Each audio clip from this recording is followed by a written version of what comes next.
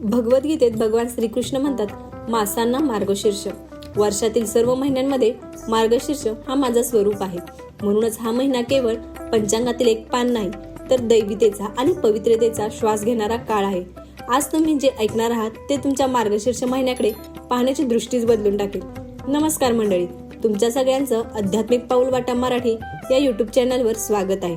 आज आपण मार्गशीर्ष या पवित्र महिन्याचं रहस्य, त्यामागचं आध्यात्मिक महत्त्व, महालक्ष्मी व्रताची परंपरा आणि या काळात येणारे महत्त्वाचे सण, हे सगळं अगदी सोप्या पण सुंदर पद्धतीने जाणून घेणार आहोत. चला तर मग सुरुवात करूया. मार्गशीर्ष हा हिंदू पंचांगातील 9वा महिना, परंतु त्याचं महत्त्व मात्र इतर कोणत्याही महिन्यांपेक्षा एक वेगळीच उंची गाठतं. कारण भगवान श्रीकृष्णाने स्वतःच या महिन्याला सर्वोच्च स्थान दिलं होतं. या काळात हवामान शांत, प्रसन्न आणि साधनेसाठी अतिशय अनुकूल असतं. म्हणूनच या महिन्यात जप, तप, नामस्मरण आणि ध्यान हे अधिक फलदायी ठरतं. पुराणांमध्ये असंही वर्णन येतं की सत्ययुगाची सुरुवात देखील याच महिन्यात पहिल्या दिवशी झाली होती. म्हणून मार्गशीर्ष हा पवित्रतेचा प्रारंभ मानला जातो.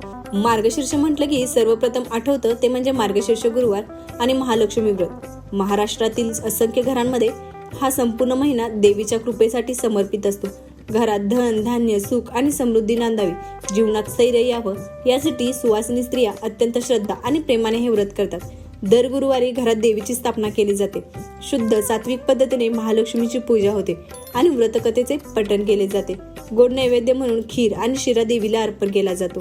महिन्याच्या शेवटच्या गुरुवारी या व्रताचा सुंदर समारोप होतो. हळदी कुंकवाचा कार्यक्रम, वाण देणं आणि देवीचे आशीर्वाद घेणं या सगळ्यांमुळे घरात आनंद, एकता आणि पवित्रतेचे अद्भुत माहोल निर्माण होतो.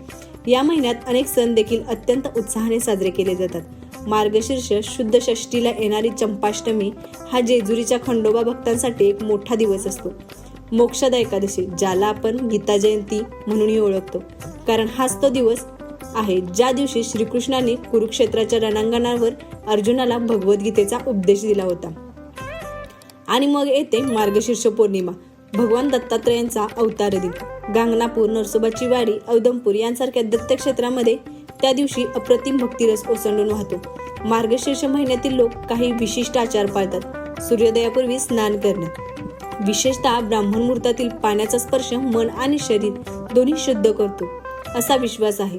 अनेक जण या काळात श्री गुरुचरित्र, ज्ञानेश्वरी पारायण करतात. सात्विकतेवर विशेष भर दिला जातो आणि अनेक लोक मांसाहार पूर्णपणे टाळतात.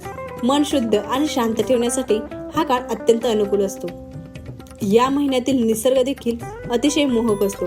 थंडीची सौम्य चाहूल होते आणि शेतात नवीन धान्य येण्यास सुरुवात होते. गावाकडच्या हुरडा पार्ट्या याच काळात रंग घेतात. निसर्ग, हवामान आणि उत्साह हे तिघेही एकत्र येऊन मार्गशीर्षाला एक अनोखा आनंद देतात. थोडक्यात सांगायचं तर मार्गशीर्ष हा फक्त पूजापाठाचा महिना नाही, तर भक्ती, साधना, निसर्ग, समृद्धी आणि सकारात्मकतेचा एक सुंदर उत्सवच आहे.